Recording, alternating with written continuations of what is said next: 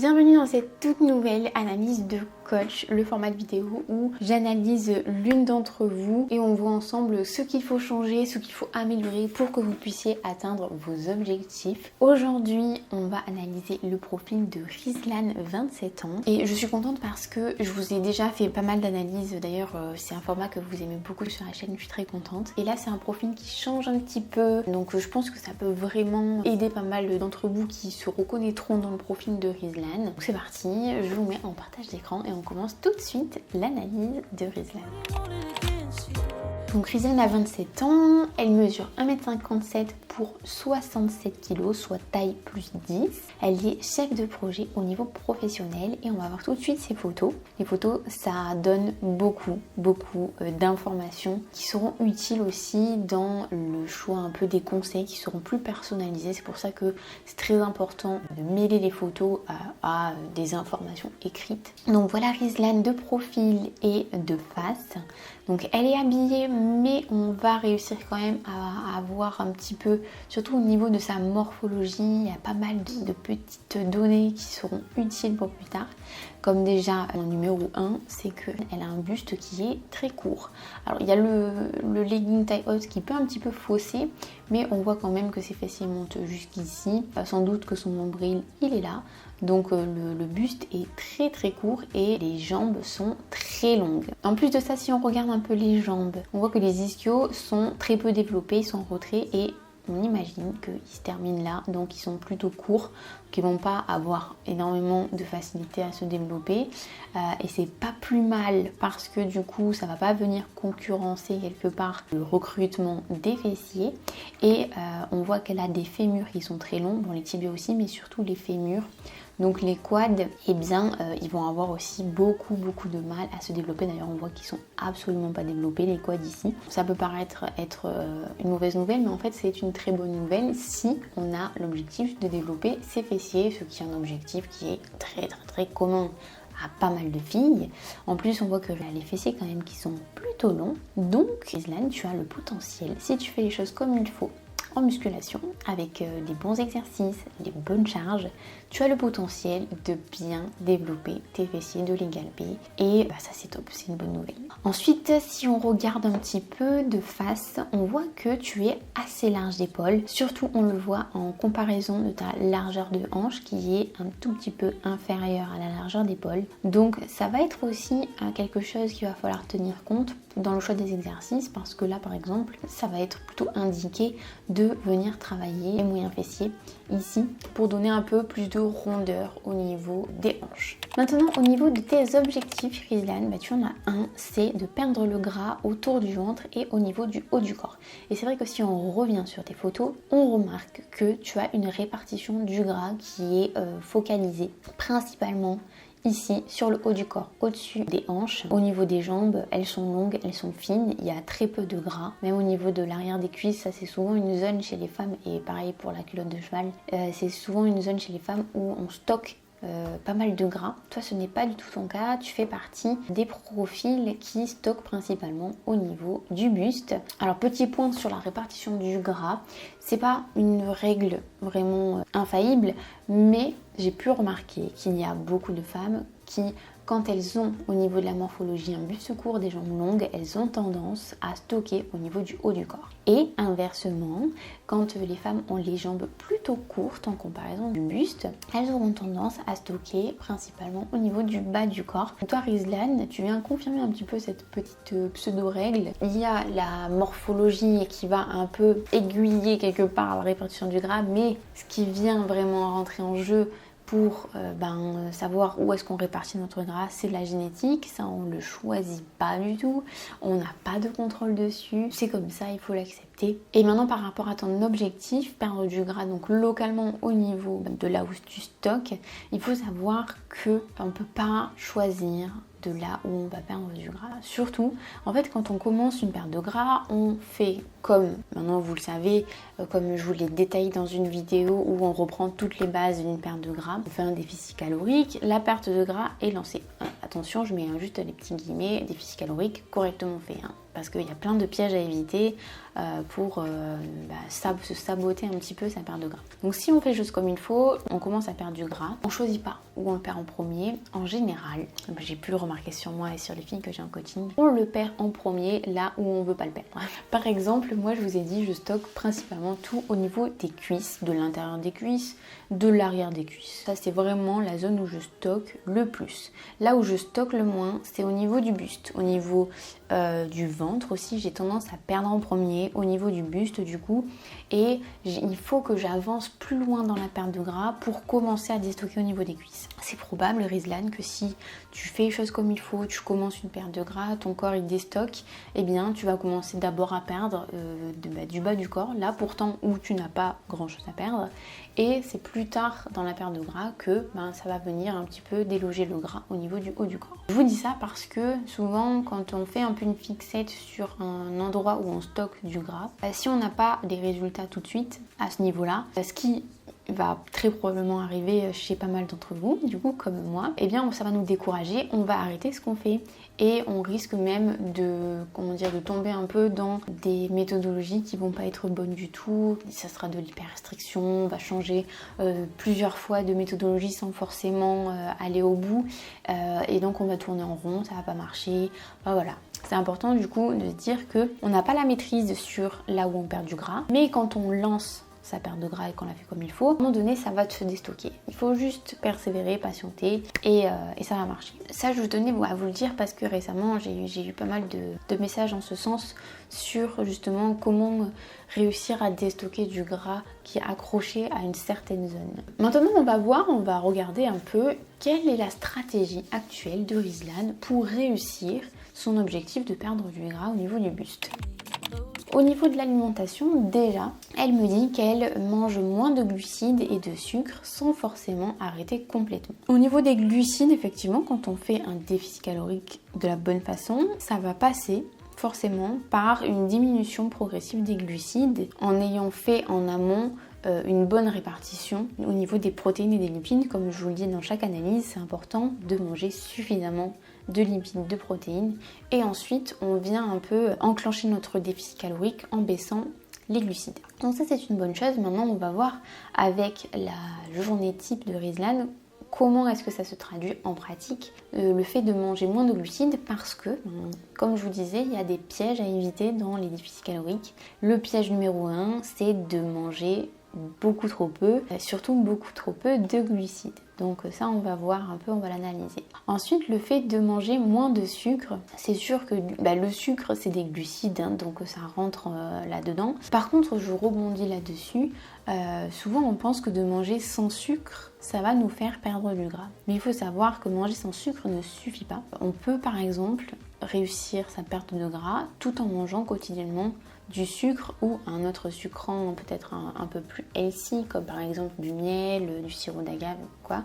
Moi j'ai quasiment toutes les filles que j'ai en coaching qui en consomment tous les jours et pour autant elles arrivent à atteindre leur objectif, en tout cas elles s'en rapprochent. Donc le sans sucre ne garantit pas une perte de gras. Par contre, c'est le fait vraiment de réduire progressivement les glucides si on part de suffisamment haut. Donc voilà, petit point important pour moi à mettre en avant par rapport au sans sucre. J'en profite si jamais ça vous intéresse de débuter un coaching personnalisé avec suivi avec moi. Je vais vous mettre en description le lien directement vers la page de mon site de mes coachings où vous pourrez voir en quoi ça consiste. Voilà, un coaching avec moi exactement. Alors par contre, je vous préviens, il y a des places qui sont limitées parce que c'est des suivis hebdomadaires. Donc ça me demande quand même pas mal de travail de suivre une personne à 100%. Donc j'ai des places qui sont limitées. Alors si jamais il n'y a pas de place ouverte au moment où vous regardez la page des coachings, n'hésitez pas à venir me faire un petit message sur Instagram pour me demander quand est-ce que je prévois peut-être d'ouvrir une place ou quoi, et là je pourrais essayer de vous répondre au mieux. Donc n'hésitez pas sur Instagram directement à venir me voir. En tout cas, le lien est en description si jamais ça vous intéresse. Ensuite, tu me dis que tu manges 3 à 4 repas par jour, donc 2 repas et 2 snacks. Si vous regardez toutes les analyses depuis le début, vous savez ce que je vais dire.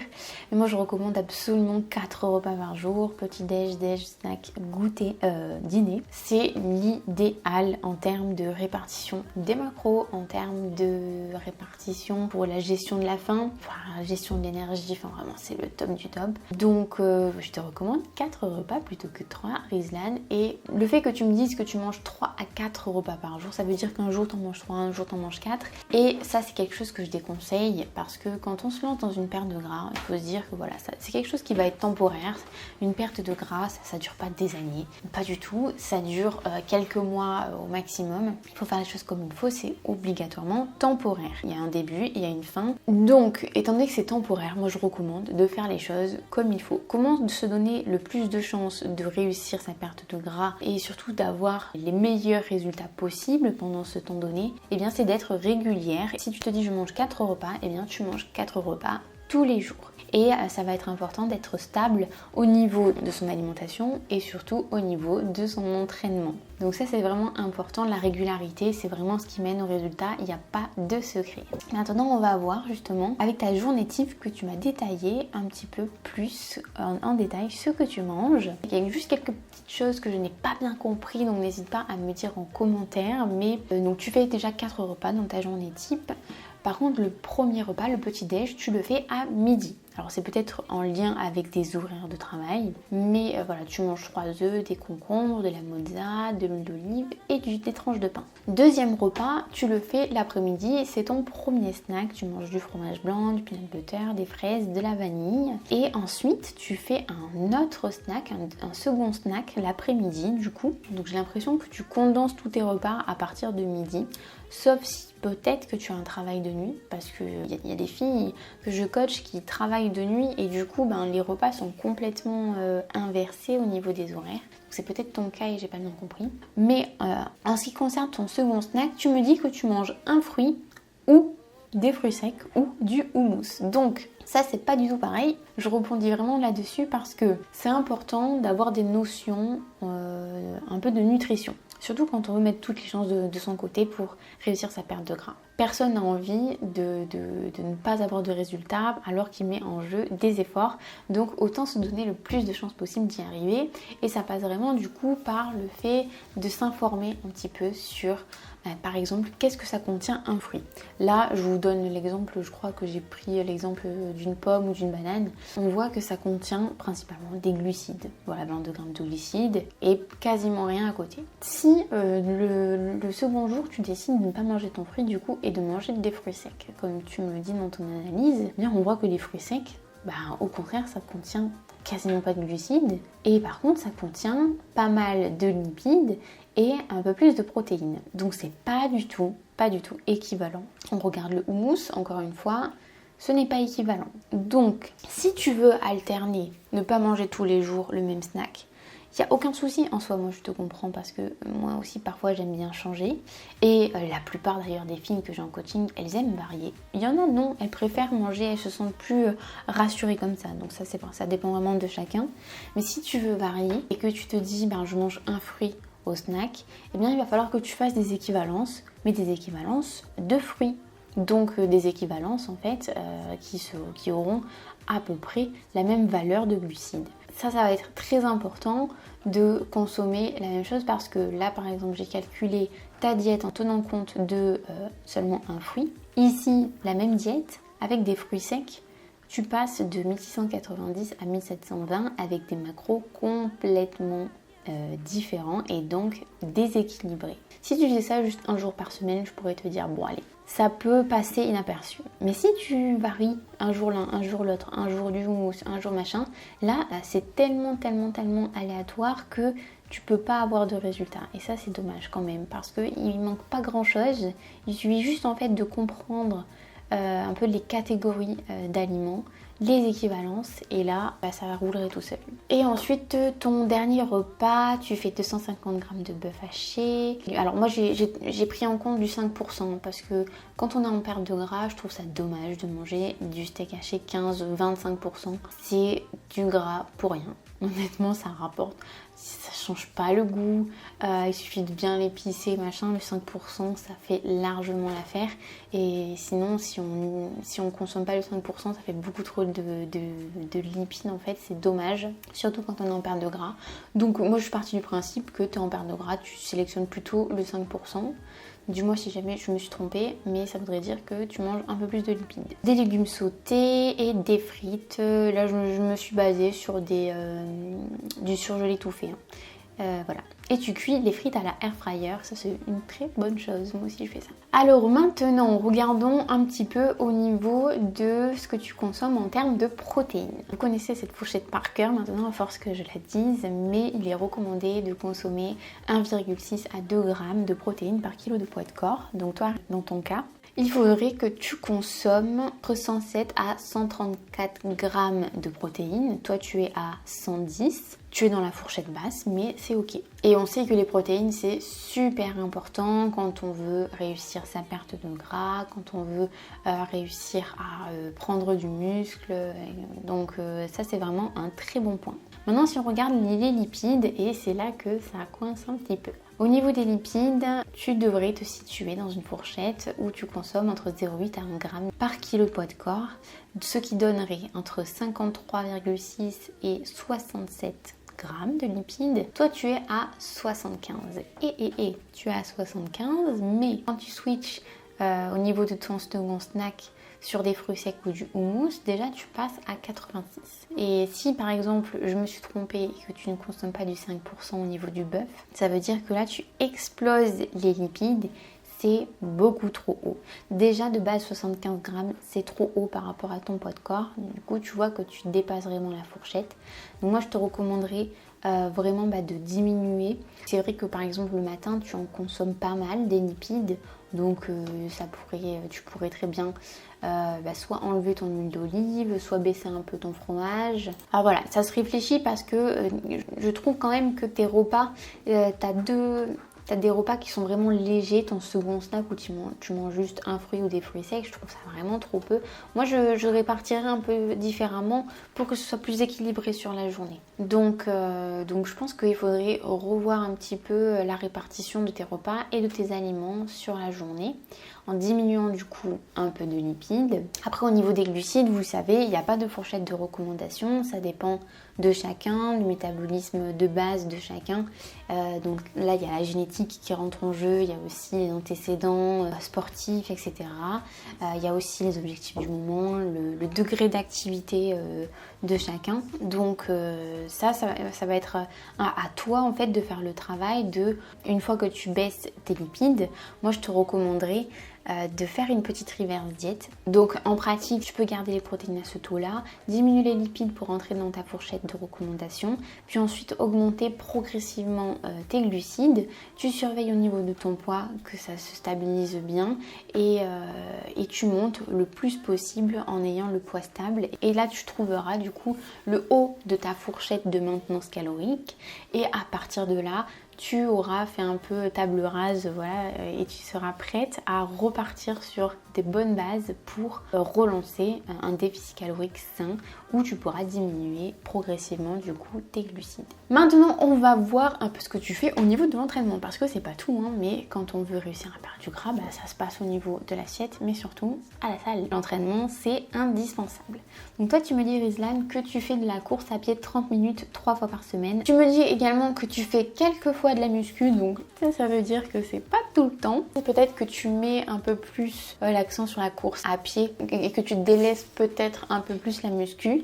Quand tu en fais en tout cas, tu fais 3 séries de 12 répétitions par exercice avec une minute de repos. Donc tu fais un format fixe pour tous les exercices. Ça, c'est pas quelque chose que je recommande sur tous les exercices. Tous les exercices ne vont pas se prêter à appliquer le même format vraiment en termes de séries, de répétitions et tout ça. Donc ça, c'est important de bien personnaliser à l'exercice le format. Et tu me détailles, alors je ne sais pas si c'est une seule séance ou si c'est une séance haut du corps, une séance bas du corps. Donc là aussi n'hésite pas à m'indiquer tout ça en commentaire si jamais tu vois la vidéo, j'espère que tu la verras. En tout cas, quand tu fais le haut du corps, tu fais des tractions à, j'imagine, délesté à 30 kg, du tirage horizontal à 30 kg, du tirage vertical à 20 kg, spider curl à 4, un exercice biceps, un exercice triceps à 5 kg, sans me préciser exactement lequel. Et ensuite, séance bas du corps, tu fais du squat à 30 kg, du solitaire roumain à 6 kg par haltère, des fentes bulgares à 6 kg par haltère et du leg extension à 15 kg. Toute première chose par rapport à la course à pied. Dans ton cas, par rapport à ton objectif, moi ce que je te recommande, c'est peut-être d'inverser les priorités, de te mettre en priorité numéro 1 le fait de progresser à l'entraînement. Ça va t'aider au niveau déjà de la perte de gras, mais surtout au niveau de la recomposition corporelle. Tu vas venir construire du muscle tout en perdant du gras, ça va nettement améliorer le rendu de ta silhouette. Donc c'est ce qui fonctionne le mieux à mon sens, la musculation. Je le vois avec toutes les filles que j'ai en coaching, vraiment. Il y en a beaucoup qui pendant des années, elles ont fait du HIIT, du cardio sans avoir aucun résultat. On commence le coaching, elles font de la musculation pour la première fois. Alors on commence tous un jour, hein. Donc on commence souvent à vide et puis avec des petites charges, etc. On augmente progressivement, on met en place une bonne alimentation adaptée à côté et là elles ont des résultats. Donc vraiment, si je le recommande, c'est pas pour rien, c'est pour vous éviter de perdre votre temps en fait et que vous puissiez atteindre vos objectifs. C'est ça le but de ces analyses et de mes conseils. Donc vraiment, moi, un conseil, les filles, la musculation. Priorité number 1 en termes d'activité. La course à pied, si ça te fait plaisir de courir, si ça te fait du bien, ça peut venir en numéro 2. Voilà. Ça peut permettre d'augmenter tes dépenses. Tu vas pouvoir peut-être manger un peu plus. Voilà, ça peut être une petite aide, un bonus dans le cadre d'une perte de gras et encore plus si au niveau du moral ça te fait du bien. Mais tes efforts, il faut que tu les concentres sur ta progression à l'entraînement, sur les exercices de musculation avec charge. De ce que je vois, tu as un niveau débutant, c'est déjà pas mal quand même du squat à 30 kg, mais ça reste des charges relativement faibles. Alors je crois avoir compris, parce qu'on verra plus tard dans les questions que tu me poses, que peut-être que tu es un peu réticente à augmenter les charges parce que tu as peur de prendre en volume en augmentant les charges. Il faut te rassurer, vraiment.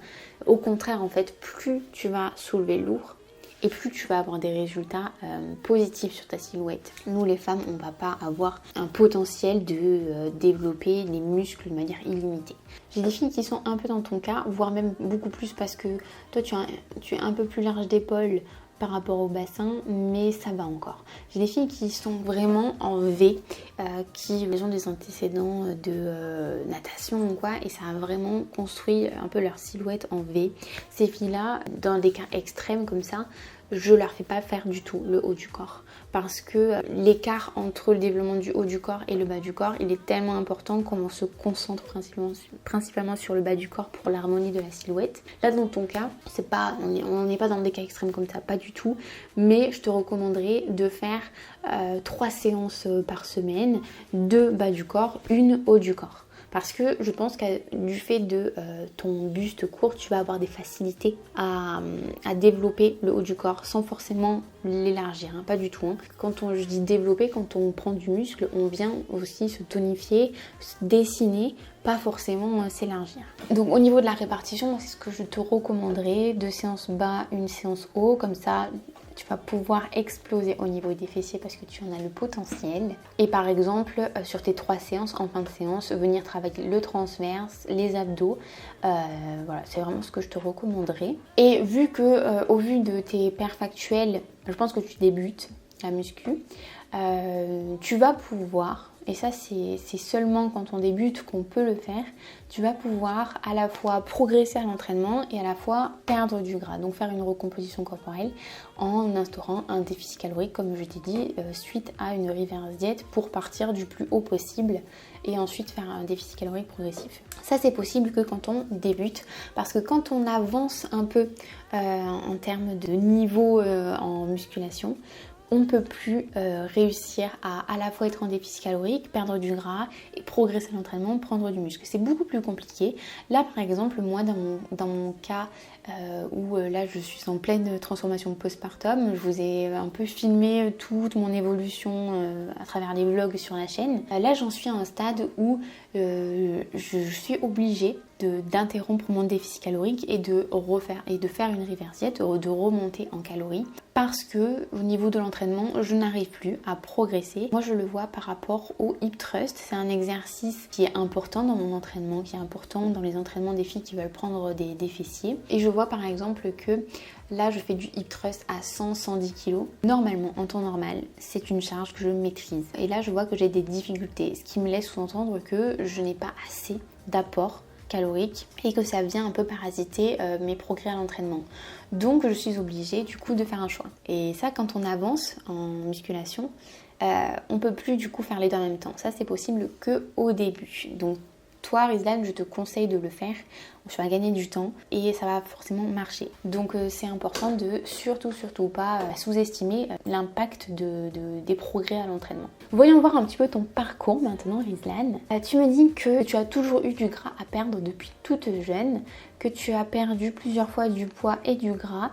La dernière fois c'était en période de Covid où tu as atteint ton poids un peu idéal et surtout apparemment une bonne forme, mais que tu as vite tout repris avec la reprise du travail. Là, tu me dis que tu as toujours été sportive, tu as fait du basket, de la natation, de la danse, des hits, de la zumba, mais que tu n'as jamais vraiment maintenu un programme de musculation. Voilà, c'est ce que justement je me doutais un petit peu par rapport à ce que tu me disais quelques fois de la muscu. Donc moi je te recommande absolument d'essayer de t'y tenir, d'être régulière, tout comme l'alimentation, et je suis sûre que tu auras des résultats. Passons à tes deux questions. Première question, tu me demandes comment faire pour perdre du gras qui se localise souvent sur la partie supérieure de mon corps.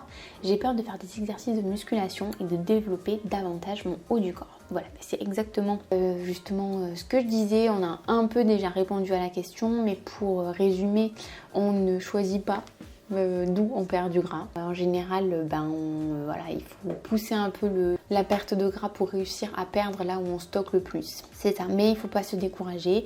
Il faut quand même, si on veut perdre, toi dans ton cas, si tu veux perdre du gras au niveau du haut de ton corps, eh bien il faut que tu t'y prennes de la bonne façon. Par rapport à ta peur de faire tes exercices de musculation, j'y répondais justement juste avant aussi. Par contre, petit warning par rapport à ton cas, mais ça peut être par rapport au cas d'autres personnes en fait, il faut bien choisir ses exercices en musculation. C'est complètement adapté dans ton cas de faire de la musculation, de prendre du muscle pour améliorer ta silhouette, pour atteindre justement tes objectifs de perdre du gras, surtout au niveau du haut du corps. Mais, petit bémol quand même, parce que si on reprend ta silhouette, par exemple, il faut être vigilant à ne pas sélectionner des exercices qui ne vont pas rendre ta silhouette plus harmonieuse. Par exemple, il n'y a pas vraiment d'intérêt de développer la largeur chez toi de tes épaules plus qu'elle ne l'est actuellement. Ça ne veut pas dire qu'il ne faut pas travailler les épaules, mais ça veut dire qu'il ne va pas falloir travailler de manière excessive les épaules, et c'est en ce sens-là que moi je te recommandais de faire une séance haut du corps par semaine et 2 séances bas du corps par semaine. Après, la prise de muscle, c'est lent, c'est progressif, donc ça va pas arriver du jour au lendemain où d'un coup tu vas dire « Ah mais qu'est-ce qu'ils ont mes bras, ils sont énormes !» Non, pas du tout. Donc tu peux très bien aussi voir un peu, tester et puis ajuster en fonction de comment est-ce que ton corps réagit. Mais vraiment, n'ayez pas de peur les filles d'être trop musclées en faisant de la musculation. Bien au contraire, surtout la peur numéro 1 que je rencontre, c'est la peur de grossir les cuisses en faisant de la musculation. Et je peux vous dire que toutes les filles, absolument toutes les filles que j'ai en coaching, elles perdent des centimètres au niveau des cuisses, alors même que y en a qui soulèvent au squat super lourd, et pareil sur d'autres exercices. Le tout, c'est de bien les sélectionner. Ça, c'est important de bien choisir ces exercices, de savoir pourquoi on les fait, quels muscles on vient solliciter, de venir faire des exercices complémentaires aussi. Et voilà, et avec ça, on va améliorer notre silhouette. Bien au contraire, moi je vous encourage absolument à faire de la musculation. Deuxième question, c'est comment perdre du gras sans bousiller mon métabolisme et de risquer de tout reprendre, voire plus après. Ça, c'est une bonne question. Je suis contente que tu la poses parce que effectivement, si on ne s'y prend pas de la bonne façon, on peut, en voulant perdre du gras, venir complètement bousiller son métabolisme. Comment ça se traduit en pratique? Eh bien, on va venir manger beaucoup trop peu, on mange pas assez de lipides, on mange pas assez de calories, on fait beaucoup trop de cardio. Là, on vient un peu bousiller son métabolisme. Oui. Donc, comment l'éviter? Eh bien, il faut vraiment se focaliser sur manger suffisamment de protéines, de lipides, manger en fonction des fourchettes et des recommandations par rapport à son poids de corps. Ensuite, la perte de gras, on va la faire de manière progressive. On réduit progressivement ses apports en glucides. On voit ce qui se passe au niveau du poids petit à petit, semaine après semaine. Et au bout d'un moment, oui, la perte de gras, il faut l'arrêter parce qu'au bout d'un moment, c'est plus du tout efficace. On voit que ça stagne, on voit qu'on n'a plus d'énergie. Il y a plein de symptômes un peu qui viennent nous alerter que là, le métabolisme, il ralentit. Et tout ça, c'est des signes qu'il faut vraiment tenir compte. Ça parce que ça nous fait dire qu'il est temps d'arrêter ce cycle, ce premier cycle de déficit calorique et donc de perte de gras, de repartir sur une reverse diète pour réaugmenter progressivement ses calories, se redonner un peu plus de marge en restant stable. Le piège, c'est de se dire je fais une reverse diète pour manger plus. Mais une reverse diète, c'est oui, augmenter ses calories, doucement en restant stable au niveau du poids. Donc si on réussit sa reverse diète, on n'est pas censé avoir pris du poids. Et ensuite, quand on est prête, on peut relancer un second cycle de déficit calorique en diminuant progressivement, encore une fois, les glucides et ainsi de suite en fait. C'est vraiment des cycles, on ne peut pas rester en déficit calorique éternellement. Là, c'est la meilleure manière en fait de bousiller son métabolisme, effectivement. Il suffit d'être à l'écoute de ce qui se passe, de regarder les indicateurs comme le poids, les photos, les mensurations, les performances à l'entraînement. Tout ça, ça donne des bonnes indications sur ce qu'il faut faire. Il faut juste être à l'écoute. Et surtout, il faut réussir à prendre du plaisir dans la pratique de l'entraînement, mais aussi dans notre alimentation, même quand on est en déficit calorique, en perte de gras.